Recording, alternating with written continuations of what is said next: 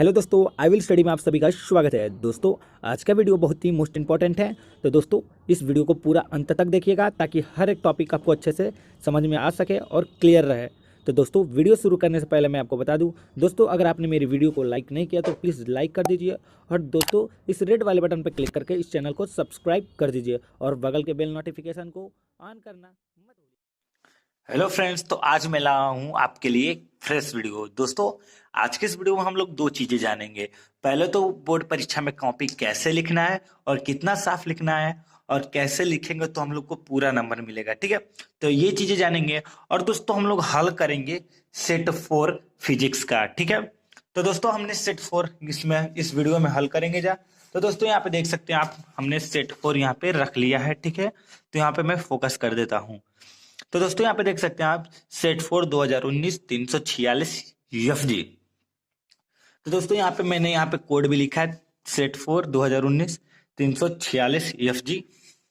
तो दोस्तों हम लोग की बोर्ड परीक्षा की कॉपी तो ऐसे नहीं मिलेगी, बट पूरी तरह तरीके से ऐसे ही रहेगी, बट थोड़ी सी बड़ी रहेगी। ठीक है, A4 साइज की होती है बोर्ड परीक्षा की कॉपी। ठीक है, तो दोस्तों आपको पहले कैसे लिखना है, तो दोस्तों बहुविकल्पी लिखने के लिए पहले आप ऐसे लिखेंगे। देख लीजिए, बहुविकल्पियां इसमें 6 पूछा जाता है। ठीक है, फिजिक्स में आप देख सकते हैं 4 ठो इधर है और 2 ठो इधर है, 4 तक। ठीक है, तो दोस्तों आप यहाँ पे देखिए प्रश्नोत्तर संख्या 1। ठीक है, तो यहाँ पे खंड अ में ये हम लोग का पहला उत्तर संख्या है।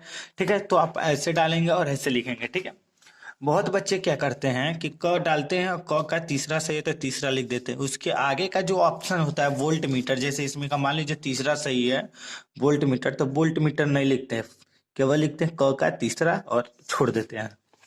तो दोस्तों ये चीज आपको नहीं करना है। ठीक है, आपको पूरा लिखना है, जैसे जैसे मैं लिखा हूँ वैसे वैसे लिखना है। ठीक है, तभी आपका नंबर एक्यूरेट मिलेगा और नंबर कटने के चांसेस बिल्कुल नहीं रहेंगे। ठीक है, तो दोस्तों ये थी कुछ बातें। अब दोस्तों मैं आपको ये भी बताऊंगा, अगर बीच में कोई प्रश्न नहीं आ रहा है तो उसको बाद में कैसा हेडिंग देकर लिखना है। ठीक है, तो आपको लाइन बाय लाइन जब लिख रहे हैं तो आपको ऐसे लिखना है, प्रश्नोत्तर संख्या 1 डालना है और क ख ग घ अंग च ऐसे करके लिखना है। ठीक है, तो यहाँ पे देखिए, अब सवाल पढ़ लेते हैं हम लोग का क्या है। तो दोस्तों यहाँ पे पहला हम लोग का पूछा है वैद्युत फ्लक्स का मात्रक क्या होता है। तो दोस्तों हमने अभी लिखा है यहाँ पे वैद्युत फ्लक्स का मात्रक वोल्ट मीटर होता है। ठीक है, दोस्तों दूसरा पूछा है एक बेलनाकार चालक में विशिष्ट प्रतिरोध एवं विशिष्ट चालकता का गुणनफल निर्भर करता है। तो दोस्तों ताप पर, पदार्थ पर या अनुप्रस्थ प्रतिच्छेद पर। तो दोस्तों इनमें से किसी पर भी नहीं करता है। ठीक है, तो यहाँ पे हमने लिख दिया ऑप्शन में 4, यानी ख का 4, इनमें से कोई नहीं। और दोस्तों यहाँ पे पूछा है समय टी बीमा नहीं है। तो समय टी बीमा नहीं है R/C की। ठीक है, बाकी ये तीनों की बीमा टी होती है। ठीक है, तो दोस्तों यहाँ पे तीनों की बीमा टी होती है, माइंड में रखिएगा। क्या पता आपको पूछ दे RC की बीमा क्या होती है, और आप सामने दे दे MLT ML और टी के पावर -T T² ऐसे करके दे दे, तो आप टी मार दीजिएगा। ठीक है, आपको दो यहाँ पे। ठीक है, तो R/C की नहीं होती है। ठीक है, यहाँ पे भी हमने ऑप्शन लिखा, चित्र की प्रदर्शित प्रिज्म की अभिलंबित प्रकाश की किरण आपतित है। आपतित है तो यहाँ पे 45 डिग्री से कम। ठीक है, 45 डिग्री से कम पे। ठीक है, तो यहाँ पे ये चीज आपका ऑप्शन होगा। ठीक है, अब ड पूछ रहा है इसमें, प्रकाश की अनुप्रस्थ प्रकृति सिद्ध होती है तो केवल वैतीकरण में। ठीक है, अब यहाँ पे लिखा है पीएन संधि डायोड की विसरण धारा अनुगमन धारा से अधिक होती है यदि संधि डायोड अग्र अभिनत हो तब। ठीक है, तो यहाँ पे हमने यहाँ पे भी ऑप्शन यहाँ पे दे दिया। ठीक है, तो ये हम लोग का पांचों सही है और हम लोग आगे बढ़ते हैं। आप लोग चाहे तो इसके स्क्रीनशॉट ले सकते हैं या फिर आपको टिक मारा होगा तो मार लीजिएगा। ठीक है, अब हम लोग आगे देखेंगे यहाँ पे खंड ब। ठीक है, तब यहाँ पे दोस्तों दूसरा का ख देख सकते हैं, प्रश्न उत्तर संख्या 2। ठीक है, दूसरा का ख।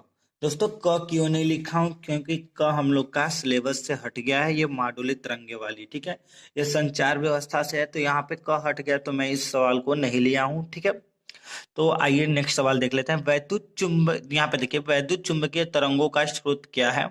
यहाँ पे हम लोग का ख प्रश्न पूछा वो भी 1 नंबर में, ठीक है। तो यहाँ पे सबसे शॉर्ट डिफिनीशन में लिखा हूँ, ठीक है, केवल 4 लाइनों में। अगर आप ये बोर्ड परीक्षा की कॉपी में लिख रहे हैं A4 साइज की, तो ये मात्र 3 लाइन में आएगा आंसर, ठीक है। तो यहाँ पे देखिए वैद्युत चुंबकीय तरंगों के स्रोत, ठीक है, वे तरंगे जो निर्वात में भी गमन कर सकती है विद्युत चुंबकीय तरंगे कहलाती है। विद्युत चुंबकीय तरंगों के स्रोत सूर्य उष्मा, टेलीविजन, रेडियो एक्टिव विघटन आदि में तरंगे त्वरित आवेशों कणों द्वारा उत्पन्न होती है। मतलब त्वरित आवेशों कण द्वारा उत्पन्न होती है, ठीक है, कणों द्वारा। तो दोस्तों इसका आंसर ये होता है, ठीक है। आप चाहें तो स्क्रीनशॉट ले सकते हैं या फिर लिख सकते हैं अपने कॉपी में। तो आगे देखिए, चल कुंडली धारा मापी की धारा सुग्राहिता, ठीक है। यहाँ पे पूछा है सूत्र प्राप्त कीजिए। यहाँ पे देखिए क्या पूछा हम लोग का, चंड चल कुंडली धारा मापी की धारा सुग्राहिता का व्यंजक लिखिए। दोस्तों ये वीडियो पूरा देखिएगा, बिल्कुल भी स्किप मत कीजिएगा, नहीं तो आप बहुत से इंपॉर्टेंट क्वेश्चन है जो आपको बताना जरूरी है, तो वीडियो पूरा देखिएगा, ठीक है। तो यहाँ पे देखिए लिखा क्या गया है, आपको हेडिंग डाल लेना है। जैसे मैं हेडिंग डाला हूँ, मोटे पेन से हेडिंग डालना है ताकि आपको बुझाए, ठीक है। यहाँ पे क्या लिखा है, यह कुंडली में प्रवाहित प्रति एकांक धारा के लिए उत्पन्न विक्षेप के बराबर होती है। धारा सुग्राहिता IS बराबर 5/I is equal to NB/C। अब दोस्तों देखिए टॉपर जो होते हैं ना वो ऐसे ही लिखते हैं। सूत्र लिखने के बाद यहाँ पे दर्शाएंगे कि यन क्या है, ए क्या है, बी क्या है, सी क्या है, ठीक है। तो दोस्तों यहाँ पे यन क्या है, कुंडली में फेरों की संख्या, ए क्या है अनुप्रस्थ काट का क्षेत्रफल, और बी क्या है चुंबकीय क्षेत्र, और सी क्या है मरोड़ दृढ़ता गुणांक, ठीक है, गुणांक है, ठीक है। तो दोस्तों यहाँ पे हम लोग का ख समाप्त हुआ। अब आते हैं ग पे। तो दोस्तों यहाँ पे देखिए ग हम लोग का क्या दिया है, ग तो हो गया। अब यहाँ पे घ आते हैं, देहली आवृत्ति एवं कार्यफलन में संबंध लिखिए। तो दोस्तों यहाँ पे होता है W बराबर H इंटू न्यू। तो आइए हम लोग थोड़ा पेज पलट लें, ठीक है। तो दोस्तों यहाँ पे पेज पलटने के बाद आपको मिलेगा, ठीक है, देहली आवृत्ति एवं कार्यफलन में संबंध। तो कार्यफलन बराबर क्या होता है, W बराबर H इंटू न्यू, और जहां न्यू 0 बराबर क्या है हम लोग का देहली आवृत्ति है। तो बस इतना ही, 1 लाइन लिखना है, आपको 1 नंबर मिल जाएगा सूत्र पे ही, ठीक है। अब दोस्तों नेक्स्ट आता है हम लोग का अंग, हाइड्रोजन परमाणु की मूल कक्षा की त्रिज्या A0 है, इसकी तीसरी कक्षा की त्रिज्या क्या होगी। तो दोस्तों यहाँ पे देखिए क्या लिखा गया है, हाइड्रोजन परमाणु की मूल कक्षा की त्रिज्या R0 बराबर A0, तब यनवी कक्षा की त्रिज्या Rn बराबर N0 यन स्क्वायर। तो अतः RQ बराबर क्या होगा, R0 यानी कि यन की जगह पे हमने 3 रखा है, तो यन की जगह पे 3 आएगा, तो 3 का स्क्वायर, और R0 बराबर हमने A0 रखा है, ठीक है। तो R0 की जगह पे A0 हो जाएगा, और 3 3 9, यानी कि RQ बराबर 9A0। ये हम लोग का आंसर होगा, ठीक है। अब यहाँ पे देखिए, बाय द वे मान लीजिए आपको एग्जाम में च नहीं आ रहा है, यानी 5-6 जाएंगे स्थान का, मतलब कुछ कुछ याद आ रहा है लेकिन एकदम याद नहीं आ रहा, मतलब आप क्या करेंगे इस जगह पे। तो इस प्रश्न को छोड़ देना है, ज्यादा सोचने की जरूरत नहीं, छोड़ दीजिए और आगे बढ़िए। तो मान लीजिए मुझे नहीं आ रहा है, ठीक है, तो मैंने छोड़ दिया। मैं आपको समझाने के लिए बता रहा हूँ ताकि अगर आपको प्रश्न ना आए तो आपको क्या करना है, कैसे लिखना है। तो मान लीजिए आपने यहाँ पे छोड़ दिया, ठीक है। अब आके आप क्या कर रहे हैं, प्रश्न संख्या 3 डाल रहे हैं, लिख रहे हैं, मतलब प्रश्न संख्या 3 में आपको आ रहा है, ठीक है। तो प्रश्न संख्या 3 में आप देखिए प्रश्न उत्तर संख्या 3 का, ठीक है। तो तीसरे का क देखिए, किसी निकाय में 2 आवेश QA बराबर +1.5 माइक्रोकुलाम तथा QB -1.5 माइक्रोकुलाम क्रमशः 2 बिंदु A -2 mm 0,0 तथा B +2 mm 0,0 पर स्थित है। इस निकाय के द्विध्रुव आघूर्ण का परिमाण तथा दिशा लिखिए। तो दोस्तों इसमें दिशा भी बताना है और परिमाण भी, ठीक है। तो आइए देख लेते हैं। तो दोस्तों मान लीजिए हमने चित्र बना लिया है, ए और बी की दूरी d है, यहाँ पे -q है +q है, तो ए की जगह पे हम लोग का -2 mm 0, ठीक है। तो ऐसे चित्र बना लीजिएगा आप भी अगर कोई ऐसे प्रश्न पूछ दे रहा है तो आपको चित्र बनाना जरूरी है, ठीक है। तो यहाँ पे देखिए हम लोग कर रहे हैं, तो द्विध्रुव आघूर्ण पर आवेश Q बराबर क्या कितना दिया था हम लोग को 1.5 माइक्रो कूलाम, ठीक है। तो अब मान लीजिए माइक्रो कूलाम को हमने कूलाम में बदलने के लिए हमने गुणा कर दिया 10⁻6 से, ठीक है। तो यहाँ पे कूलाम में बदल गया, ठीक है। आवेश के बीच की दूरी, मतलब दूरी कितना दिया है D बराबर 4 mm, ठीक है। दूरी हम लोग को कितना दे दिया 4 mm, ठीक है। यहाँ पे 2 mm, ठीक है, 4 mm दूरी दे दिया, ठीक है। तो इसका क्या हुआ 4 × 10⁻3, ठीक है, मीटर। यानी 10⁻3 से हमने गुणा किया तो ये मीटर में बदल गया, ठीक है।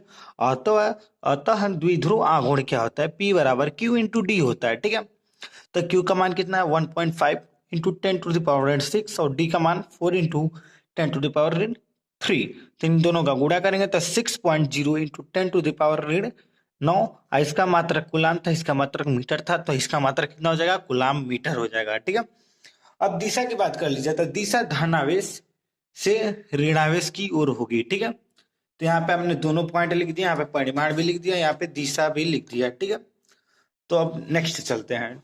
अब नेक्स्ट यहाँ पे प्रश्न क्या पूछता है, एक दिक स्थान पर पृथ्वी के चुंबकीय क्षेत्र का ऊर्ध्वाधर घटक उसके क्षैतिज घटक का √3 गुना है, उस स्थान पर नति कोण ज्ञात कीजिए। मात्र 2 नंबर में पूछा है। तो आइए, तो दोस्तों यहाँ पे देखिए प्रश्नानुसार क्या होता है, tan थीटा बराबर V/H से, मतलब V/H होता है, ठीक है। तो यहाँ पे दिया है चुंबकीय क्षेत्र का ऊर्ध्वाधर घटक क्षैतिज घटक का √3 गुना है, ठीक है, 3, ठीक है। यहाँ पे क्या करिएगा √3 गुना है यानी 3, ठीक है। यहाँ पे लिख दीजिएगा, ये 3 काट दीजिए, यहाँ पे लिख दीजिएगा √3 गुना है, ठीक है। हाँ, √3 गुना है, ठीक है। तो आपको देखिए अगर कट करना भी है ना, अपने बोर्ड एग्जाम में अगर कुछ गलती हो जाए तो आपको सिर्फ एक लाइन कट करना है, ठीक है। ये नहीं कि पूरा ऐसे ऐसे गोज दिए, नहीं, ठीक है। ऐसे ऐसे नहीं करना है, आपको एक लाइन कट कर देना है ताकि उसको भी पता चल जाएगा, ठीक है। नहीं तो उससे कॉपी थोड़ी खराब दिखती है, तो इस वजह से थोड़ा नंबर 1-2 नंबर कटने का चांसेस रहता है, ठीक है। तो अगर आपको खराब है तो एक लाइन ऐसे कट कर देंगे, ठीक है, ऐसे गोजना नहीं है, ठीक है। तो √3 गुना है, तो V बराबर हम लोग का ऊर्ध्वाधर घटक का क्या है अंडर क्षैतिज घटक, यानी कि हम लोग का V क्या है ऊर्ध्वाधर घटक √3 गुणे H यानी क्षैतिज घटक, ठीक है। 3 गुना हो गया √3 गुना, ठीक है। यानी कि हम लोग का H क्या है क्षैतिज घटक है। तो दोस्तों यहाँ पे tan थीटा बराबर क्या होता है, V बराबर हमने ये माना है, ठीक है। तो V बराबर जब हमने ये माना है तो V का मान यहाँ पे रखेंगे तो H से H कटेगा √3 आ जाएगा। तो थीटा बराबर क्या होगा tan इनवर्स ब्रैकेट में √3 और थीटा बराबर tan इनवर्स tan 60 अंश √3 का मान होता है, और 10 से 10 जब कटेगा तो 60 अंश हम लोग का आंसर आ जाएगा। अतः नति कोण थीटा बराबर 60 डिग्री, ठीक है। तो ये हम लोग का आंसर हो गया और इस पर हम लोग को 2 नंबर मिल जाने हैं, ठीक है। कहीं 2 नंबर इधर उधर भटक के जाने वाला नहीं है। अब दोस्तों नेक्स्ट हम लोग का प्रश्न आता है, एक रेडियो एक्टिव पदार्थ की अर्ध आयु 10 दिन है, वह समय ज्ञात कीजिए जिसमें इसका 75% भाग विघटित हो जाता है। दोस्तों ये सवाल काफी इंपॉर्टेंट है, ठीक है, आपके बोर्ड एग्जाम की दृष्टि से और आपके 2020 में भी आने के चांसेस है, ठीक है।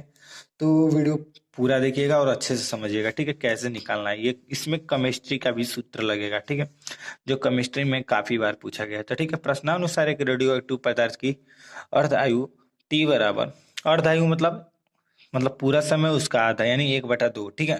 तो T का आप सफिक्स में लिखेंगे 1/2 इक्वल टू 10, ठीक है, 10 दिन। और ये आपका के बराबर क्या होता है 0.693 अपॉन टी का हाफ, ठीक है। तो यहाँ पे हमने मान रख लिया जैसे कि यहाँ पे देख रहे हैं आप, और फिर 10 से भाग देंगे तो हम लोग का क्या होगा 0.0693, ठीक है, ये आ जाएगा मान। अब दोस्तों यहाँ पे के बराबर क्या होता है 2.303/T, यहाँ पे समय ज्ञात कर रहे हैं, ठीक है। तो समय के लिए ये सूत्र का प्रयोग करेंगे, ठीक है, जिसमें आपका 75% भाग दिया है विघटित हो जाता है, तो यहाँ पे दे दिया, ठीक है। तो ये आपका सूत्र होता है, ठीक है, आपको बता दे रहा हूँ, ये आपका सूत्र होता है, ठीक है। ये जो होता है ना सूत्र होता है, ध्यान रखिएगा, ठीक है। तो दोस्तों यहाँ पे देखिए आपका ये पूरा मान है, जैसे ना पूरा जो भाग है आपका है ना वो पूरा 100% है, ठीक है। तो 75% आपका भाग विघटित हो जा रहा है, ठीक है। तो यहाँ पे ए बराबर 100 और एक्स बराबर हम लोग का 75 क्या है परसेंट है। ठीक है, तो यहाँ पे आप लोग देखिए। ठीक है, तो यहाँ पे सेम टू सेम, तो हम लोग का 100% मान लीजिए कोई सामान है और कुछ समय बाद 75% खत्म हो जा रहा है, तो यहाँ पे 75% जब हम लोग घटाएंगे तो यहाँ पे बचेगा 25%। तो आप 25 से अगर 100 में भाग देंगे तो आपका 4 आएगा, यानी कि log 4। ठीक है, बाकी सब मान वही है। ठीक है, अब log 4 को हम लोग क्या लिख सकते हैं, 2 के पावर 2, और फिर इसको हम क्या लिखेंगे 2 log 2। और log 2 का मान क्या होता है 0.3010 होता है। फिर इसका गुणा इसमें करेंगे, फिर इसका गुणा इसमें कर लेंगे अपना, और फिर इससे भाग देंगे तो हम लोग का आ जाएगा 20 दिन। ठीक है, यानी समय 20 दिन के अंदर वो मतलब क्या होगा, रेडियो एक्टिव पदार्थ की मतलब क्षय हो जाएगा। ठीक है, तो समय 20 दिन दे दिया। ठीक है, अब हम लोग का नेक्स्ट प्रश्न पूछा है, नेंड गेट का प्रतीक एवं सत्यता सारणी दिखाइए। तो दोस्तों नेंड गेट के प्रतीक, ठीक है, नेंड गेट का प्रतीक ऐसे यदि डालेंगे आपको इस पर 100% 2 नंबर मिलेंगे, अगर ऐसे आप लिखेंगे तो। ठीक है, आपको बोर्ड परीक्षा में ऐसे ही लिखना है। ठीक है, एंड गेट का प्रतीक आप बनाएंगे। ठीक है, ऐसे, और सत्यता सारणी ऐसे। दोस्तों आज पर ऑलरेडी मैं वीडियो बना चुका हूँ or gate, and gate, not gate पे। ठीक है, सत्यता सारणी कैसे बनाते हैं और इसका चित्र कैसे बनाते हैं। तो दोस्तों वो अगर वीडियो आपने नहीं देखा होगा तो देख लीजिएगा। अगर आप कहेंगे कि एंड गेट और नैंड गेट का, और जो होता है नैंड गेट और नॉर गेट, उस पर वीडियो बनाने के लिए तो मैं वीडियो बना दूंगा। ठीक है, तो कमेंट बॉक्स में कमेंट करिएगा जरूर कि मैं वीडियो बनाऊं कि न बनाऊं, या फिर सेट वाइज ही वीडियो बनाऊं। ठीक है, तो दोस्तों इसका पार्ट 2 तो जरूर ही आएगा। ठीक है, तो अभी पार्ट 1 हम लोग का चल रहा है। ठीक है, तो दोस्तों यहाँ पे देखिए, ए का जब हम लोग 0 0 रहेगा तो हम लोग का एंड गेट में क्या होगा, एंड जो नैंड गेट है ना वो एंड प्लस नॉट गेट से मिलकर बना होता है। ठीक है, तो यहाँ पे हम लोग का ये एंड गेट का जो सत्यता सारणी है वो एंड गेट का है, और फिर इसी का 0 का 1 0 का 1 0 का 1, अब 1 का 0 करेंगे तो ये नॉट हो गया। ठीक है, तो इतना और इतना लेंगे तो हम लोग का ये किस चीज का हो गया, नैंड गेट का हो गया। ठीक है, तो इस तरह बनेगा। ठीक है, और इसमें दोस्तों अथवा में पूछा है, अगर मान लीजिए आपको नहीं मालूम है, ठीक है, ये वाला घ नहीं मालूम, तो घ आप ये डालेंगे घ, और यहाँ पे जैसे लिखा है यहाँ पे आपको मैं बता रहा हूँ। ठीक है, यहाँ पे देखिए। ठीक है, जैसे कि मान लीजिए मैं हेडिंग दे रहा हूँ, यहाँ पे घ यहाँ पे लिख दे रहा हूँ। ठीक है, घ। ठीक है, आप यहाँ पे देखिए घ का अथवा, मान लीजिए घ आपको नहीं मालूम, उसका अथवा मालूम है, तो आप सिंपली लिखिएगा घ का अथवा। ठीक है, तो यहाँ पे क्या आपका पूछा था, घ के अथवा में आपको एक चित्र यहाँ पे परिपथ दे दिया है, और लिखा है क्या, दर्शाइए कि दिया गया परिपथ और गेट की भांति व्यवहार करता है। मतलब ये सिद्ध करना है ना कि और गेट की भांति व्यवहार कर रहा है कि नहीं जो परिपथ है। तो हम लोग सिंपली लिखेंगे दिए गए परिपथ की सत्यता सारणी, तो इसकी सत्यता सारणी निकाल लेंगे। ठीक है,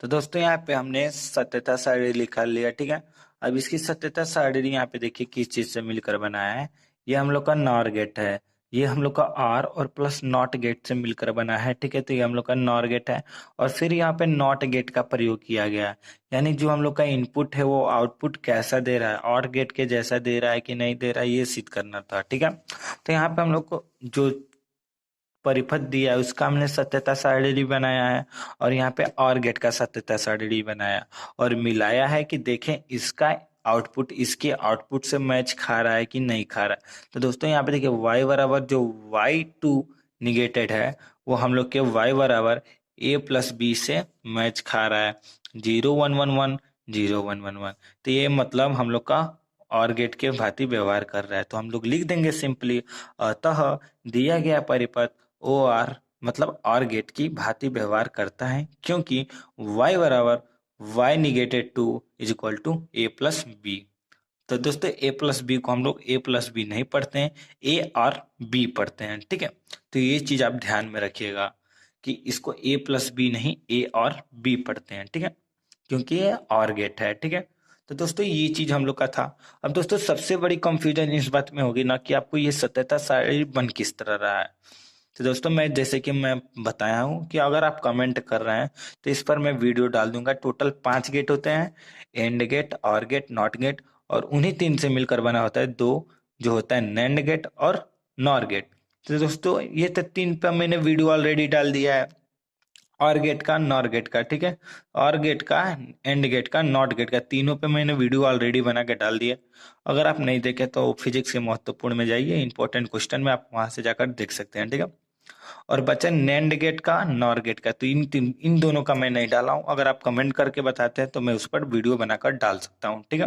तो अब आगे चलते हैं नेक्स्ट। दोस्तों यहाँ पे देखिए, यहाँ तक हम लोग का खत्म हो गया। अब आते हैं खंड द पर, ठीक है। तो यहाँ पे देखिए खंड द से दोस्तों आने से पहले यहाँ पे देखिए, यहाँ पे प्रश्नोत्तर संख्या 2 का मान लीजिए आपको ना, जो पिछले वाला प्रश्न था जो आपको याद नहीं आ रहा था, तो फिर आपको याद आ गया, ठीक है।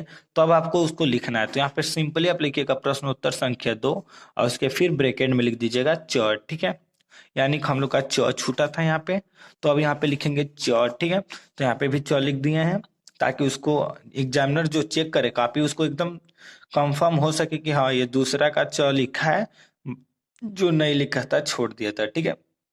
तो सिंपली यहाँ पे लिखना है, ठीक है। तो दोस्तों यहाँ पे देखिए आपको क्या दिया था, 5000 एंगस्ट्रॉन की 2 प्रकाश किरणों के मध्य कालांतर 180 डिग्री है, इनके मध्य पथांतर ज्ञात कीजिए, ठीक है।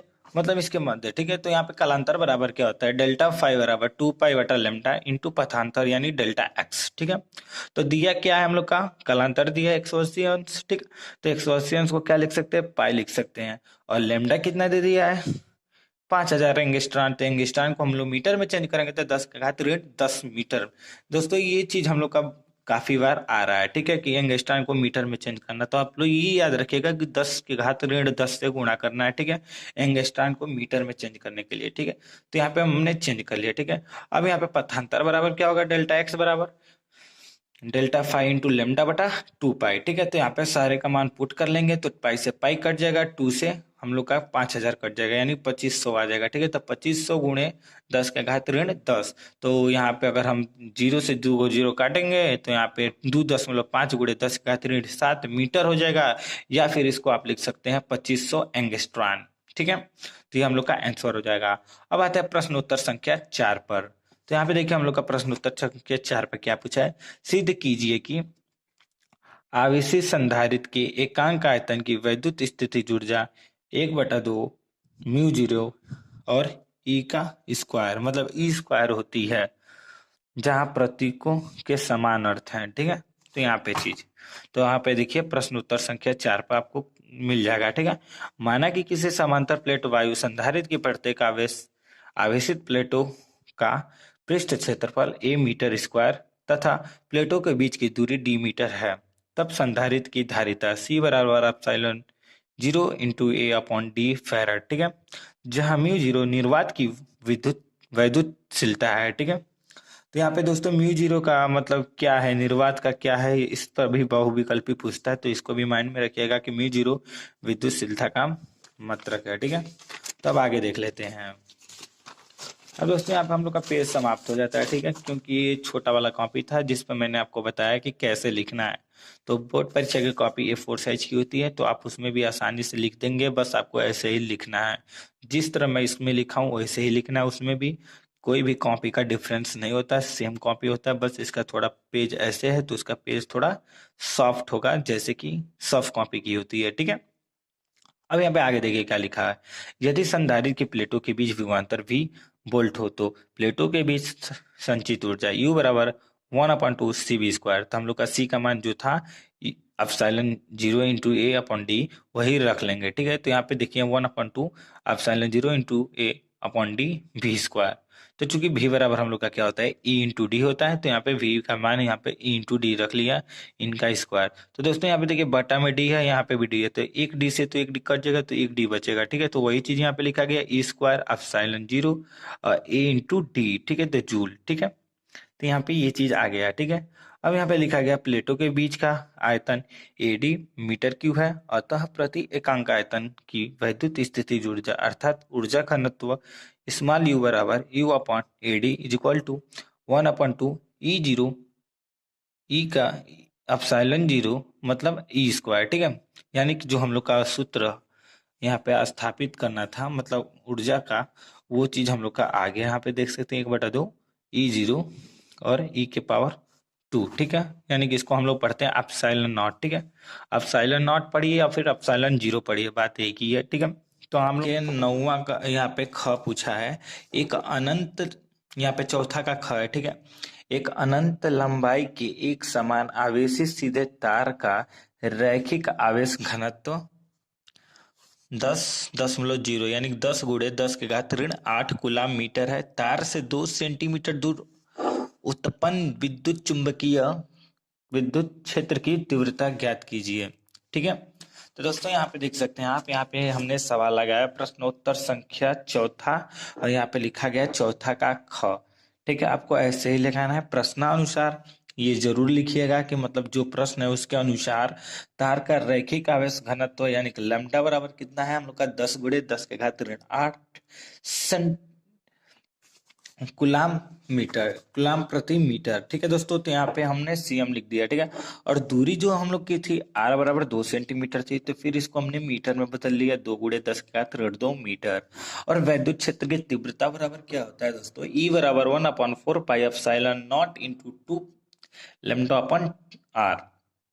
तो हमने यहाँ पे लेमडा का मान और आर का मान रख लिया, और जैसे आप कट पिट करेंगे तो यहाँ पे देखिए 2 से 2 कट गया, यहाँ पे 10 के घात 10 हो जाएंगे, और 10 के घात 2 से काटेंगे तो यहाँ पे बचेंगे 10 के घात 6, और फिर 10 में से 6 घटेंगे तो 10 के घात 4 बचेंगे, ठीक है। तो यहाँ पे देखिए 10 के घात 4 यानी 9 गुणे 10 के घात 4 न्यूटन प्रति कूलाम, ये हम लोग का आंसर हो गया, ठीक है। तब आते हैं दोस्तों दूसरे के घ पे। एम्पियर का परिपथीय नियम लिखिए, इसकी सहायता से लंबी धारावाही प्रणालिका के केंद्र में उत्पन्न चुंबकीय क्षेत्र की तीव्रता का व्यंजक प्राप्त कीजिए। दोस्तों मैं आपको बता दूं कि यह सवाल मैं ऑलरेडी लगवा चुका हूं सेट 1 में, आप यहाँ पे देख सकते हैं। आपको मैं लाइव दिखाने वाला हूं कि दोस्तों जो भी है यहाँ पे देखिए सेट 1 2019 346 FD, ये मैं आपको सेट पूरा का पूरा हल करा चुका हूँ। और यहाँ पे देख सकते हैं आप 6वां जो प्रश्न है वो क्या पूछा है, एम्पियर की परिपथीय नियम लिखिए, इसकी सहायता से धारावाही परिनालिका के भीतर चुंबकीय क्षेत्र का सूत्र स्थापित कीजिए। तो दोस्तों दोनों प्रश्न एक ही है, तो हम लोग यहाँ पे ये वाला नहीं लगाएंगे, ठीक है। अब यहाँ पे नेक्स्ट कर देंगे, यानी कि इस प्रश्न को हम लोग स्किप करना है, ठीक है। अब दूसरी यहाँ पे घ पूछ दिया, एक छोटा छड़ चुंबक जो एक समान व चुंबकीय क्षेत्र 0.30 टेस्ला के साथ 30 डिग्री का कोण बनाता है, इस पर 4.5 गुणे 10 के घात 2 न्यूटन मीटर बल आघूर्ण लगाया। चुंबकीय के बल चुंबक के चुंबकीय आघूर्ण की परिमाण ज्ञात कीजिए। तो दोस्तों यहाँ पे हम लोग का टेस्ला चुंबकीय क्षेत्र क्या होता है, बी होता है, यानी बी बराबर हम लोग को दे दिया 0.03 दे दिया, ठीक है, बी बराबर। यहाँ पे हम लोग को थीटा बराबर 30 अंश दे दिया, टाउ बराबर 4.5 गुणे 10 के घात 2 दे दिया है, ठीक है।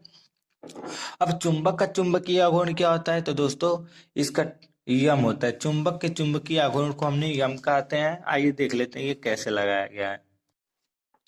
तो दोस्तों यहाँ पे भी लिखेंगे प्रश्नानुसार दिया है, जैसे कि मैं बताया चुंबकीय क्षेत्र बी बराबर 0.30 टेस्ला दिया है, और थीटा बराबर 30 दिया, बल आघूर्ण टाउ बराबर इतना दिया है। तब टाउ बराबर यम बी साइन थीटा, यम हम लोग को ज्ञात करना है, यही हम लोग का चुंबकीय आघूर्ण है।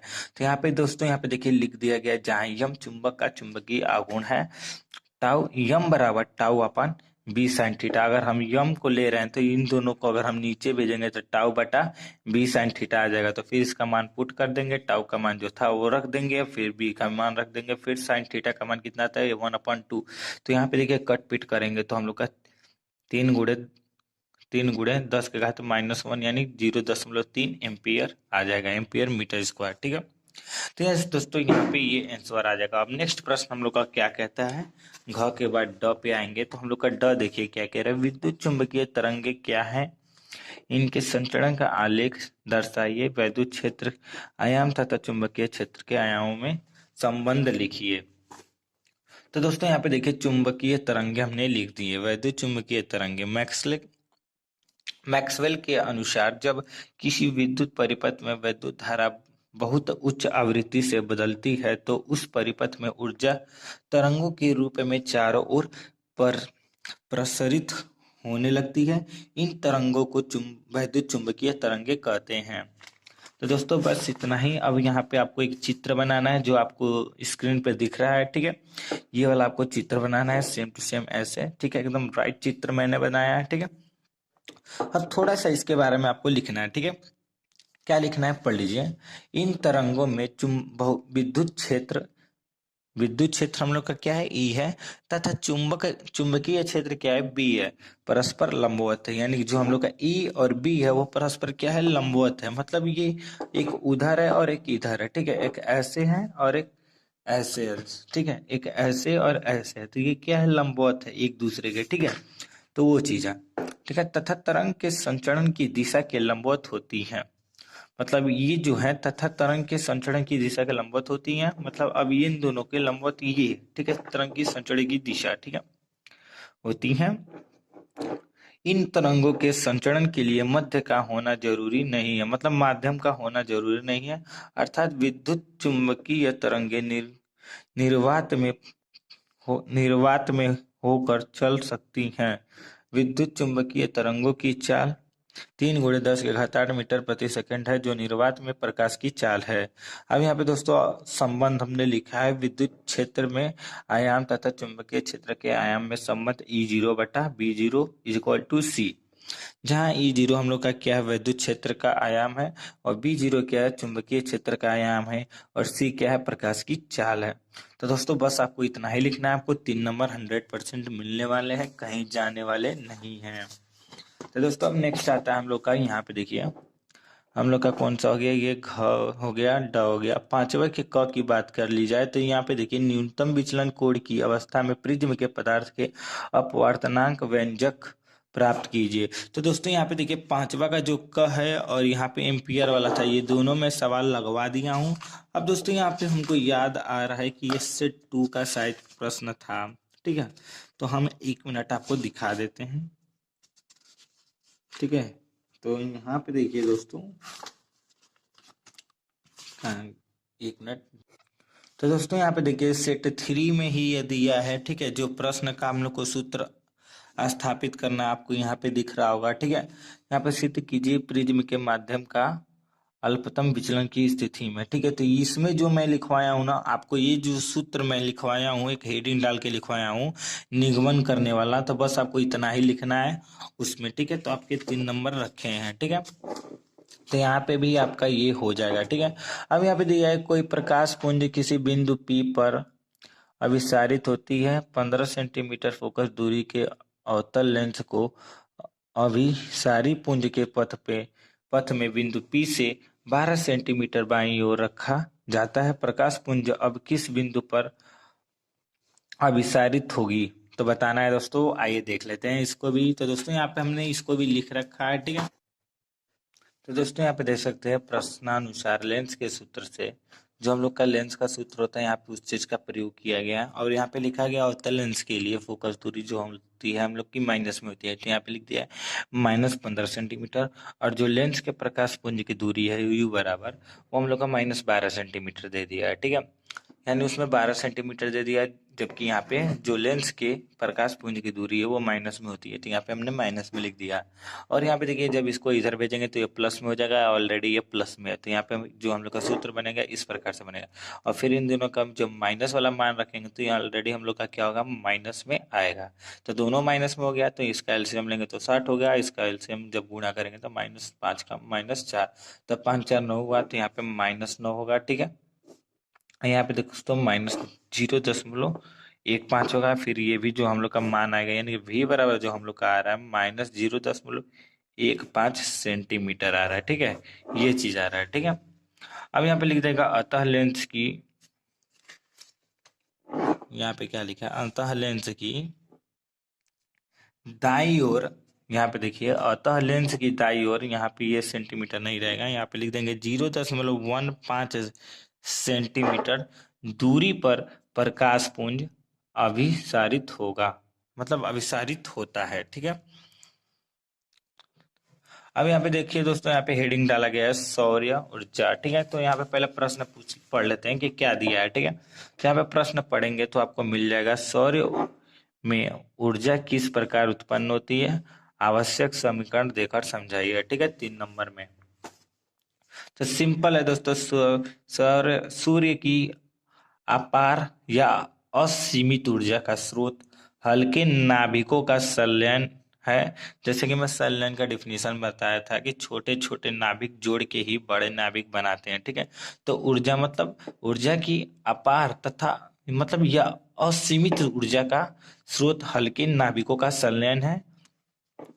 अमेरिकी वैज्ञानिक बैर्थे ने सूर्य में होने वाली नाभिकीय अभिक्रियाओं को व्यक्त करने के लिए 2 सिद्धांत प्रतिपादित किए। ठीक है, तो बस आपको इतना ही लिखना है और आपको यहाँ पे रिएक्शन थोड़ा सा ये वाला दिखा देना, तो स्क्रीनशॉट इसका ले लीजिए। ठीक है, कार्बन साइकिल और प्रोटॉन साइकिल का। ठीक है, तो बस आपको ये चीज रिएक्शन दिखा देना। ठीक है, अब अथवा में आ जाता है दोस्तों हाइड्रोजन परमाणु का बोर मॉडल, जो इसमें पूछा है। ठीक है, यहाँ पे देखिए अथवा में दे दिया है दोस्तों, यहाँ पे अथवा में हाइड्रोजन परमाणु का बोर मॉडल स्पष्ट कीजिए। तो यहाँ पे दोस्तों देखिए हाइड्रोजन परमाणु का बोर मॉडल यहाँ पे लिखा गया है। हाइड्रोजन परमाणु में एकल इलेक्ट्रॉन परमाणु के नाभिक के चारों ओर एक अस्थायी कक्षा में घूमता है। ठीक है, अब माना ई एम भी क्रमशः इलेक्ट्रॉन के आवेश, द्रव्यमान तथा वेग है। कक्षा की त्रिज्या है। नाभिक पर प्लस क्यू आवेश यानी जेडी। इलेक्ट्रॉन का अपनी कक्षा में घूमने के लिए आवश्यक अभिकेंद्र बल नाभिक व इलेक्ट्रॉन के बीच स्थिर वैद्युत आकर्षण बल से प्राप्त होती है। ठीक है, तो यहाँ पे लिखा गया है ई एम भी स्क्वायर बटा R is equal to 1 pi epsilon not into E into JD बटा आर स्क्वायर। एक आर से एक आर कट जाएगा तो इतना हम लोग का आ जाएगा, इसको समीकरण 1 मान लेंगे। अब लिखेंगे चूंकि कोणीय संवेग से। ठीक है, तो अब आगे देख लेते हैं। तो दोस्तों यहाँ पे देखिए, जब चूंकि कोणीय संवेग से लिखेंगे तो इतना बराबर आपका इतना होगा। ठीक है, इतना बराबर इतना आ जाएगा। ठीक है, तो यहाँ पे लिख देंगे समीकरण 1 व 2 से भी का मान रखने पर। तो दोस्तों उसमें जो हम लोग का था एम भी स्क्वायर था, तो यहाँ पे भी का मान जो आएगा यानी भी का मान हम लोग क्या आएगा एन एच बटा 2 पाई एम आर, यानी एम आर को हम नीचे भेज देंगे, बस वही चीज यहाँ पे लिख के स्क्वायर कर दिया गया है और बाकी जो वहाँ पे उतरा था वही उतार दिया गया। ठीक है, और फिर इनको स्क्वायर करके ऐसे लिख दिया गया है। तो इसमें से जो जो कट रहा है उसको काट पीट के मतलब इतना किया गया है। जैसे कि देखिए यहाँ पे पाई से एक पाई कटेगा, 4 से 4 कट रहा है, एक आर से एक आर कट रहा है, बाकी जो नहीं कट रहा है वो यहाँ पे बच गया है। ठीक है, और ऊपर देखिए एक यम है, यहाँ पे नीचे 2 यम है, तो एक यम से एक यम कटेगा तो एक यम बच जाएगा। ठीक है, ऐसे करके काट पीट के यहाँ पे बच रहा है। तो इतना बचने के बाद दोस्तों क्या हो रहा है, इसमें आर बराबर हम लोग मान निकाल रहे हैं। आर बराबर जब निकालेंगे तो हम लोग का इतना आ जाएगा और फिर एन स्क्वायर को बाहर करके बाकी वो जो हम लोग का नियतांक है मतलब वो चीज मान है। ठीक है, तो एन स्क्वायर को हम लोग बाहर ले लेते हैं। तो यहाँ पे लिख दिया गया आर अनुक्रमानुपाती एन स्क्वायर। ठीक है, अब बस एक लाइन यहाँ पे ऊपर की ओर लिख देना है। ठीक है, अनुमत अस्थाई, ठीक है, कक्षकों की त्रिज्या उनकी कक्ष संख्या के वर्ग के अनुक्रमानुपाती है। ठीक है, यहाँ पे व्युत्क्रमानुपाती है, यहाँ पे अनुक्रमानुपाती होगा। ठीक है, अनुक्रमानुपाती आप समझ लीजिएगा। ठीक है, अनुक्रमानुपाती है। ठीक है, अब दोस्तों यहाँ पे घ में हम लोग का एक सवाल है, तो पहले सवाल पढ़ लेते हैं क्या है। ठीक है, यहाँ पे देखिए घ, एक पदार्थ की देहली आवृत्ति इतना, इस पदार्थ पर 50 एंगस्ट्रॉन 5000 एंगस्ट्रॉन का प्रकाश डालने पर उत्सर्जित फोटो इलेक्ट्रोड की अधिकतम गतिज ऊर्जा का मान ज्ञात कीजिए। तो ठीक है, तो यहाँ पे दिया है लैम्डा बराबर इतना। ठीक है, पहले 6000 एंगस्ट्रॉन एक 5000 एंगस्ट्रॉन, तो देखिए कैसे लगाया गया। कार्यफलन W बराबर एच इंटू न्यू जीरो। ठीक है, न्यू जीरो इक्वल टू क्या हो गया एच सी बटा लेमडा जीरो। हमने मान रख लिया, ये एच का मान रख लिया और सी का मान रख लिया। अब दोस्तों एच सी का मान अगर मालूम नहीं होगा तो आपको भौतिक विज्ञान के नियतांक में आपको दिया रहता है एच का मान और सी का मान। ठीक है, तो आप यहाँ से भी मान रख सकते हैं। ठीक है, और लेमडा का मान हमने यहाँ पे रख दिया। एंगस्ट्रॉन को हमने 10 मीटर से हम लोग चेंज कर लिए हैं। ठीक है, तो इसको कटपीट करके हम लोग का आया 3.3 गुणे 10⁻19 जूल। अब तथा जब अब हम लोग इतना के लिए कर लिए तो अब फिर ऐसे ही 5000 एंगस्ट्रॉन के लिए भी करेंगे। ठीक है, ऐसे तो वहां पे होगा ई बराबर एच सी बटा लेमडा होगा। ठीक है, फोटान ऊर्जा, ठीक है, उपस्थित। तो दोस्तों यहाँ पे जो इसका मान आएगा हल करने के बाद, देखिए सेम टू सेम हल किया गया है, जैसे ये हल किया गया है, ठीक है। उसके बाद लिख देंगे अतः उत्सर्जित फोटो इलेक्ट्रॉनों की अधिकतम गतिज ऊर्जा है, यानी के मैक्स बराबर होता है ई माइनस डब्ल्यू। अभी का मान जितना आया है वो रखेंगे और डब्ल्यू का मान जितना आया था वो रखेंगे, वो घटा देंगे, घटाएंगे तो कितना आएगा 6.6 इंटू 10⁻80 जूल, ठीक है। ये हम लोग का आंसर हो जाएगा। अब दोस्तों अगला प्रश्न क्या कहता है यहाँ पे ये देखिए। अब दोस्तों जो हम लोग का अगला प्रश्न है वो पूछा है वायुम तरंगे क्या होती हैं। तो दोस्तों यहाँ मैं आपको बता दूं ये संचार व्यवस्था से रिलेटेड है, मतलब संचार व्यवस्था के चैप्टर में से है, जो हम लोग का फिजिक्स में ऑलरेडी हट गया है तो उसको पढ़ाया नहीं जाएगा, ठीक है। तो नेक्स्ट चलते हैं खंड य पे। तो दोस्तों यहाँ पे 6वां का कब कह रहा है विद्युत परिपथ संबंधी किरचॉफ के नियमों को लिखिए और ये जो चित्र बनाया है इसको व्यवस्थित करके मतलब इसके सवालों को हल कीजिए, ठीक है। तो दोस्तों यहाँ पे देखिए E1 बराबर 10 वोल्ट है, U2 बराबर 10 वोल्ट है, R1 10 ओम है, R2 10 ओम है, ठीक है। तो यहाँ पे देखिए अब आपको किरचॉफ का नियम सबसे शॉर्ट में आपको बता रहा हूँ, आप लिख लीजिएगा, ठीक है, अपने कॉपी में और याद कर लीजिएगा, ठीक है। तो दोस्तों प्रश्नोत्तर संख्या 6 का क किरचॉफ के नियम, ठीक है। किरचॉफ ने दो नियम दिए हैं, पहला संधि का नियम और दूसरा वोल्टता का नियम, जिसे हम लोग प्रथम नियम और द्वितीय नियम के नाम से जानते हैं, ठीक है। दोस्तों इसको प्रथम नियम करते हैं, इसको द्वितीय नियम कहते हैं, ठीक है। तो एक बार मैं ऐसे लिखा हूं ताकि अगर ऐसे भी पूछ दे कि संधि का नियम लिखिए तो आप ये डायरेक्ट लिख सकते हैं, ठीक है। तो दोस्तों यहाँ पे देखिए क्या लिखा है, किसी वैद्युत परिपथ में किसी भी संधि पर मिलने वाली सभी धाराओं का बीजगणितीय योग शून्य होता है, अर्थात I बराबर 0, ठीक है। तो दोस्तों यहाँ पे देखिए आपको ये चीज ना याद रखना है अपने माइंड में, ठीक है। बीजगणितीय योग, अगर आप ये नहीं लिख रहे हैं ना तो आपका पूरा काट दिया जाएगा। एग्जामिनर ये सब नहीं पढ़ता है, सबसे पहले यही पढ़ता है कि बीजगणितीय योग लिखा है कि नहीं लिखा है, ठीक है दोस्तों। तो यहाँ पे देखिए बस आपका यहीं पे थ्योरी लिखा गया है। अब जो देखिए यहाँ पे चित्र में जो ऐसे ऐसे मतलब इधर बिंदु की ओर जो जा रहा है ना उसको प्लस में लिखा गया, ठीक है, और जो बिंदु से दूर जा रहा है उसको माइनस में लिखा गया, बस वही चीज लिखा गया। और यहाँ पे लिखा गया है किरचॉफ का पहला नियम आवेश के संरक्षण को व्यक्त करता है, इसे धारा नियम भी कहा जाता है, ठीक है। अब यहाँ पे देखते हैं तो द्वितीय नियम क्या कह रहा है, ठीक है। वोल्टता का नियम, किसी परिपथ में किसी भी बंद पास में बहने वाली धाराओं और उनके संगत प्रतिरोधों के गुणनफलों का बीजगणितीय योग परिपथ में विद्युत वाहक बल के बीजगणितीय योग के बराबर होता है, अर्थात IR बराबर E, ठीक है।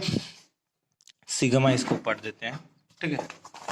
तो दोस्तों यहाँ पे अब नेक्स्ट आता है हम लोग का, यहाँ पे देखिए प्रथम बंद पास में I1 into R1 minus I2 into R2 बराबर E1 माइनस E2, ठीक है। तो ये चीज आपको लिख लेना है, ठीक है। तो यहाँ पे लिख दी सेम टू सेम ऐसे लिखना है द्वितीय बंद पास के लिए।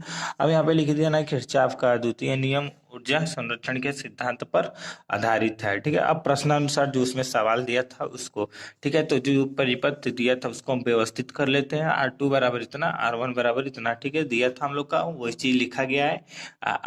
E1 बराबर 10 वोल्ट दिया था, E2 बराबर भी 10 वोल्ट दिया था। तो दोस्तों यहाँ पे देखिए लिखा गया बंद पास 1 में किरचॉफ का द्वितीय नियम लगाने पर, ठीक है, तो I1 प्लस I2 R1 बराबर E1 हो जाता है। तो इसका मान 10, इसका मान 10 रखेंगे तो 10 से 10 कटेगा तो 1 आ जाएगा, तो इसको समीकरण 1 मान लेंगे, ठीक है। और कुछ करना नहीं है, बहुत इजी है, आप कर भी सकते हैं, बस आपको माइंड में रखना है, ठीक है। अब यहाँ पे देखिए फिर वैसे ही दूसरी बार हम लोग क्या कर रहे हैं, फिर लगा रहे हैं बंद पास ABCD में किरचॉफ का द्वितीय नियम मतलब लगाने पर, ठीक है। तो E1 माइनस E2 बराबर क्या होता है I2 इंटू R2। तो E1 का मान 10 था, E2 का मान 10 था, तो 10 में 10 गया 0, अर्थात अब जब R2 को इधर भेजेंगे तो यो भी बट्टा में जाएगा तो 0 हो जाएगा, यानी I2 बराबर 0 हो गया। तो समीकरण 1 से, समीकरण 1 में हम लोग का क्या था I1 प्लस I2 बराबर 1 था। तो हम मान लीजिए इसका जब I2 का मान हम लोग 0 रखेंगे तो I1 का मान क्या आएगा 1 आएगा, तो बस यहाँ पे 1 एम्पियर लिख दिया गया है और यही हम लोग का आंसर है। तो दोस्तों छुआ का क का अथवा से, ठीक है। तो प्रश्न पढ़िए क्या लिखा है, धारामापी अमीटर एवं वोल्ट मीटर में किसका प्रतिरोध अधिकतम तथा किसका प्रतिरोध न्यूनतम होता है?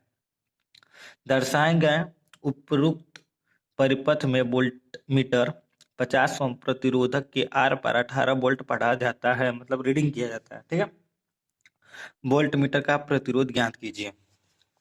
दोस्तों यहाँ पे देख सकते हैं मैंने लिख दिया है अमीटर।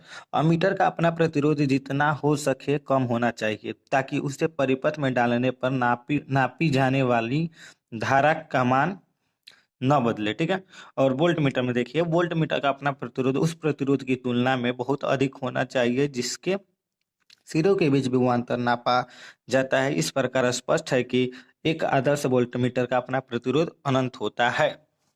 अब दोस्तों यहाँ पे देखिए अथवा था क का, ठीक है, छुआ का। अब इसमें थोड़ा सा एक लाइन और लिखना है यहाँ पे आपको।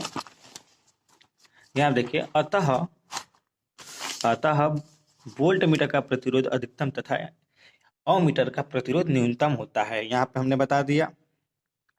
आप दोस्तों चाहे तो एक लाइन में लिख सकते हैं वोल्ट मीटर का प्रतिरोध अधिकतम होता है तथा मत लिखिएगा, सेकंड पॉइंट में लिख दीजिएगा अमीटर का प्रतिरोध न्यूनतम होता है, और प्रश्नानुसार डाल के एडिंग आप यहाँ से लिख सकते हैं। ठीक है, यहाँ पे देखिए माना वोल्ट मीटर का प्रतिरोध R हो तो तुल्यांक प्रतिरोध Req, ठीक है, R इक्वेशन बराबर 50R/50 प्लस R, ठीक है, समांतर क्रम में है तो। ठीक है, तब अब श्रेणी क्रम में हम लोग का, मान लीजिए दोनों समांतर क्रम में है तो हमने ऐसे लिख दिया, श्रेणी क्रम में आ गया। ठीक है, तो R' बराबर 24 धन Req, ये 24 प्लस Req, ये R है हम लोग का, ये 50 ओम है। ठीक है, तो ये चीज, तो फिर हमने क्या लिखा है, अतः 24 ओम के प्रतिरोध के कुल प्रतिरोध में विभवांतर। ठीक है, तो I बराबर, ठीक है, V बटा R। ठीक है, तो I बराबर हमने V का मान रख दिया 30 और R का मान यहाँ से जो हम लोग का आया था R' बराबर, ठीक है, तो यहाँ पे वो चीज हमने रख दिया। ठीक है,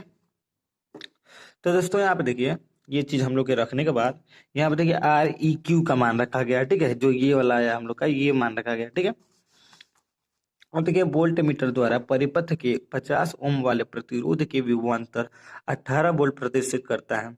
इस प्रकार V बराबर I इंटू Req, यानी कि ये वाला मान। ठीक है, अब I की जगह पे कौन सा मान रखेंगे, ये वाला। ठीक है, तो 30/24 प्लस Req, ठीक है, जो ये मान है। ठीक है, तो यहाँ आप देखिए सेम टू सेम वही चीज रखा गया। अब दोस्तों इसमें तिर्य गुणा करके इसको हल कर लेंगे। ठीक है, तो यहाँ पे Req का मान आपका 36 ओम आ जाएगा। ठीक है, आप हल कर सकते हैं।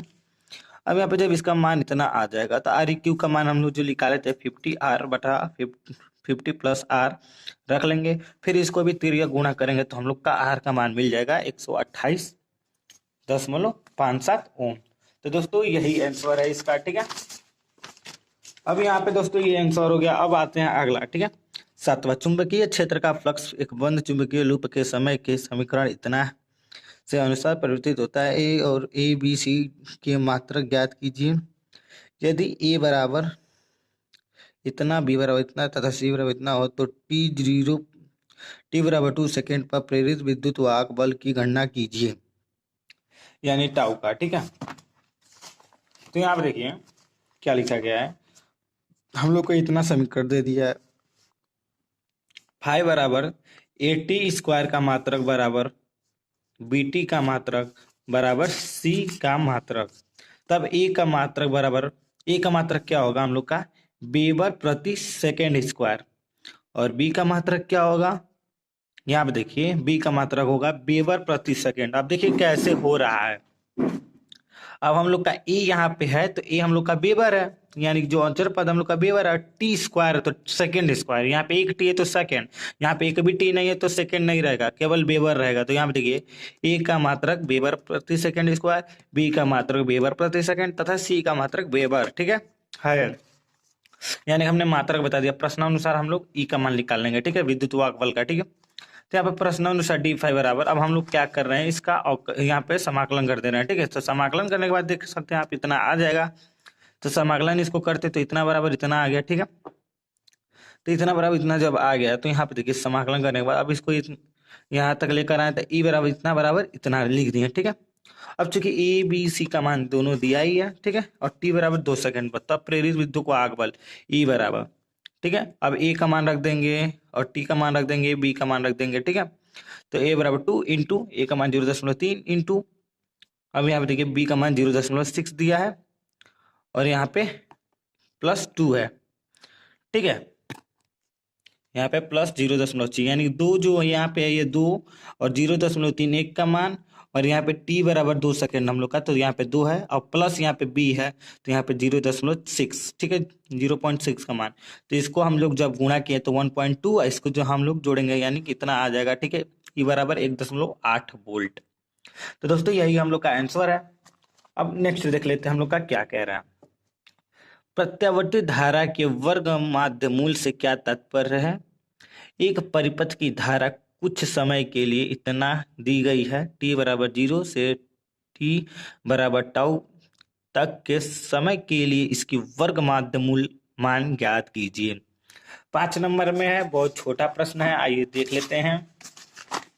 तो यहाँ पे दोस्तों यहाँ पे देख सकते हैं प्रत्यावर्ती धारा के वर्ग माध्य मूल, बस थोड़ा सा लिखा गया है, प्रत्यावर्ती धारा की एक पूर्ण साइकिल के लिए धारा के वर्ग आई स्क्वायर के औसत मान के वर्ग मूल को धारा का वर्ग माध्य मूल मान कहते हैं। इसे IRMS से प्रदर्शित करते हैं।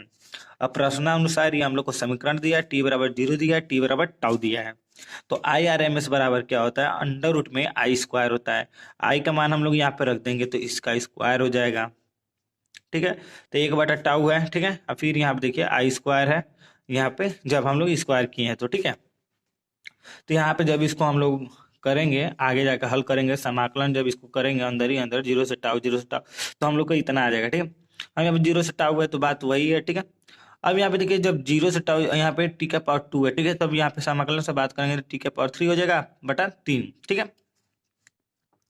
तो इतना आ गया। अब यहाँ पे दोस्तों आप सोच रहे होंगे कि 1/टाउ कहाँ से आया, तो यहाँ पे हम आपको बता दें कि 1/टाउ यहाँ पे t/टाउ है, ठीक है। तो यहाँ पे t/टाउ को हमने बाहर लिया है, ठीक है। यहाँ पे क्या है, एक मिनट दोस्तों, एक मिनट रुकिए। यहाँ पे हम लोग का ना t है, ठीक है। यहाँ पे टाउ था तो टाउ को बाहर लिया गया, ठीक है।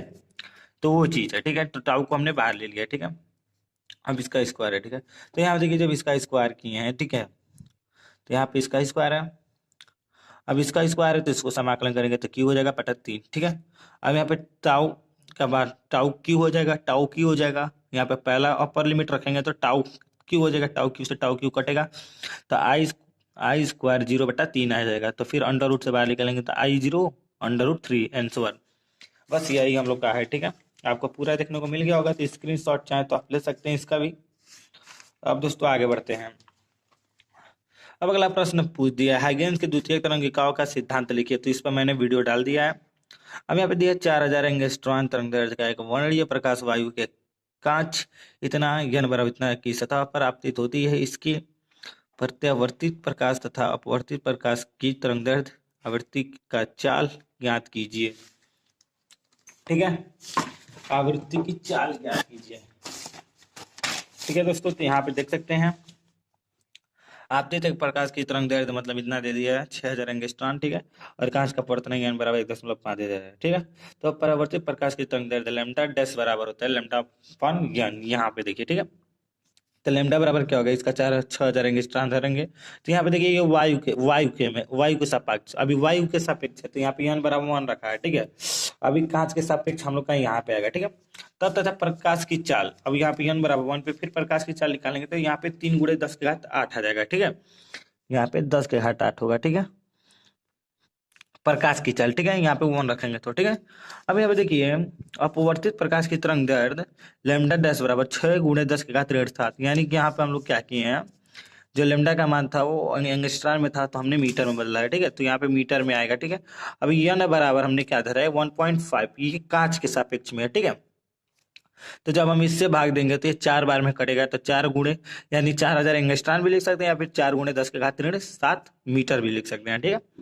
अब इसमें चाल क्या होगा, सी से भाग देंगे 1.5 में, सी का मान वही रहेगा हम लोग का, n का मान सिर्फ बदलेगा तो फिर इसको भाग देंगे तो इतना। तो यहाँ पे देखिए दोस्तों यहाँ पे हम लोग का मान दोनों का मिल गया, ठीक है। चाल भी मिल गया, आवृत्ति सेम है, ठीक है। तो यहाँ पे हर एक चीज मान मिल गया, आपको बस इतना ही लगाना था इसमें, ठीक है। इसमें क्या क्या पूछा था, आवृत्ति हम लोग को मिल गया, चाल पूछा था, चाल भी मिल गया, ठीक है। अब दोस्तों इसमें जो मान है ना इन दोनों के भिन्न भिन्न है, आपको ये भी लिख सकते हैं, अतः परावर्तित प्रकाश की तरंगदैर्घ्य और अपवर्तित प्रकाश की तरंगदैर्घ्य दोनों ही भिन्न भिन्न है, ठीक है, मतलब अलग अलग है।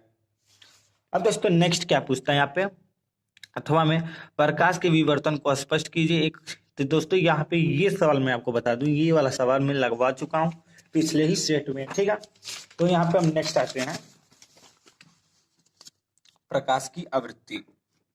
तो दोस्तों इसमें देखिए प्रकाश की आवृत्ति भी पूछा था ना, तो आपको एक लाइन ये भी लिखना है, मैं भूल गया था दिखाना कि मैं इधर भी लिखा हूँ, ठीक है। यहाँ पे पूछा है आवृत्ति भी, पिछले वाले सवाल में आवृत्ति, ठीक है। तो मैंने चाल और तरंगदैर्घ्य निकाला था, आवृत्ति नहीं निकाला था, ठीक है। तो चाल और तरंगदैर्घ्य दोनों निकाला था। अब यहाँ पे आवृत्ति बराबर क्या होता है, यह बराबर सी बटा लेमदा, तो सी का मान 3 × 10⁸ है और लेमडा का मान हम लोग 6000 एंगस्ट्रॉन है, तो इसको मीटर में बदला गया, तो फिर कट पीट करके कितना आ रहा है 5 × 10⁻14 हर्ट्ज, ठीक है। तो यहाँ पे ये हम लोग का आंसर होगा, ठीक है। अब यहाँ पे देखिए दोस्तों, यहाँ पे प्रश्नानुसार एक और सवाल पूछा, 6000 एंगस्ट्रॉन का प्रकाश इतना की चौड़ाई झिल्ली से लंबी लंबन देते हैं वनिश की कोणीय स्थिति ज्ञात कीजिए। तो यहाँ पे दोस्तों लेमडा बराबर 6000 एंगस्ट्रॉन दे दिया, डी बराबर इतना दे दिया, ठीक है।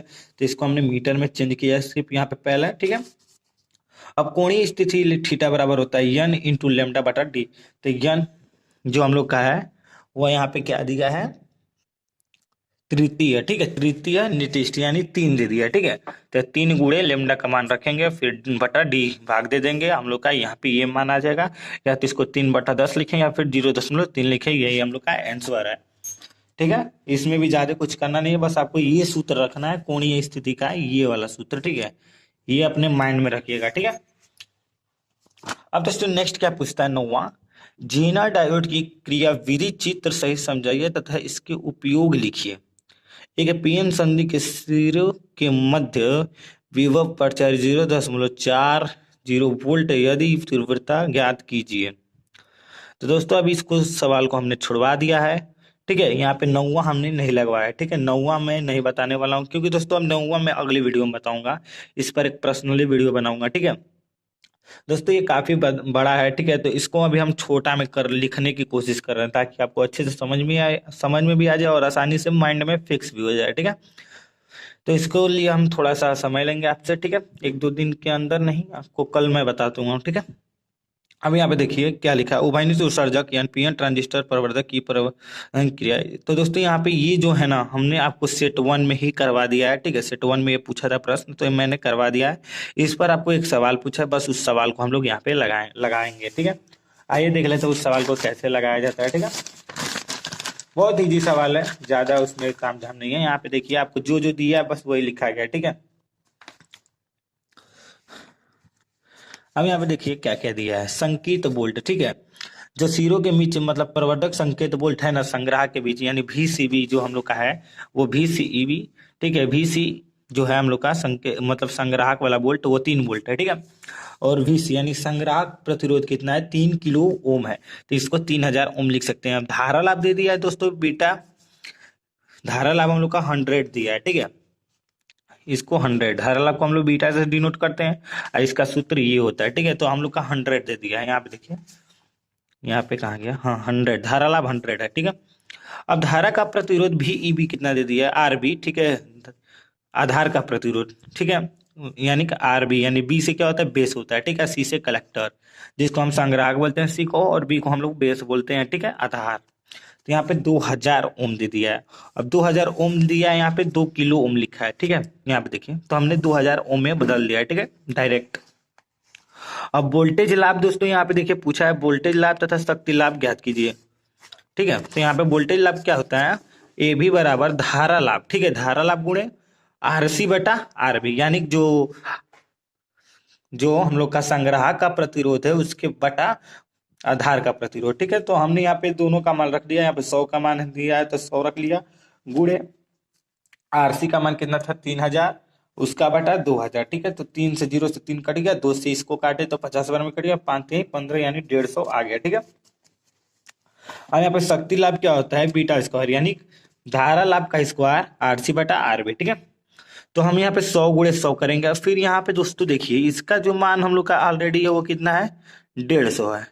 अब 150 का गुणा जब 100 में करेंगे तो हम लोग का 1500 हो जाएगा, यानी जो हम लोग का शक्ति लाभ है वो 1500 है, और जो वोल्टेज लाभ है वो कितना है 150 है, ठीक है। तो दोस्तों बस आज के लिए बस इतना ही। बाकी जो मान होता है ना दोस्तों आपको यहाँ पे मिल जाता है, ठीक है। सी का मान हुआ, ई का मान हुआ, एच का मान हुआ, ठीक है। बाकी सब मान इसमें दिया रहता है। तो दोस्तों मिलते हैं अगली नेक्स्ट वीडियो में। आप आज के लिए बस इतना ही। अब दोस्तों अगली वीडियो में हम लोग जानेंगे डिविजन डायोड क्या होता है, और उसके बाद हम लोग लगाएंगे फिजिक्स का जो नया साल आया है, मतलब मॉडल पेपर जो फिजिक्स का आया है मॉडल पेपर, उसको लगाएंगे, फिर मैथ का लगाएंगे, फिर केमिस्ट्री का। मतलब अब पारा पारी हम लोग मॉडल पेपर को देखेंगे, क्योंकि मॉडल पेपर अब ज्यादा इंपॉर्टेंट है, ठीक है। अब थोड़ा सा ब्रेक लगाएंगे अपने साल पेपर पे। दोस्तों हमने 4 सेट हल करा दिया यार, बहुत है। आप चारों सेट अच्छे से तैयार कर लीजिएगा, ठीक है। मैंने एक भी सवाल नहीं छोड़वाया है, आप एक एक सवाल अच्छे से पढ़ लीजिएगा, न्यूमेरिकल और उसका सूत्र भी, ठीक है। और जब मॉडल पेपर खत्म हो जाएगा ना, तो फिर मैं ये 2 सेट जो बचा है उसको भी हमने कंप्लीट करा देंगे, ठीक है। 5वां 6वां 7वां यानी 3 सेट और कंप्लीट करा देंगे, ठीक है। तो फटाफट वीडियो को लाइक कमेंट शेयर जरूर करें, ठीक है। अपने दोस्तों को भी भेज दें, ठीक है। तो मिलते हैं नेक्स्ट वीडियो में, तब तक के लिए धन्यवाद। थैंक्स फॉर वाचिंग दोस्तों इस वीडियो को शेयर कीजिए हर एक व्हाट्सएप ग्रुप में, ताकि और भी स्टूडेंट को पता चल सके इस साल के महत्वपूर्ण प्रश्न के बारे में। तो दोस्तों वीडियो को लाइक कीजिए और चैनल को सब्सक्राइब कर दीजिए।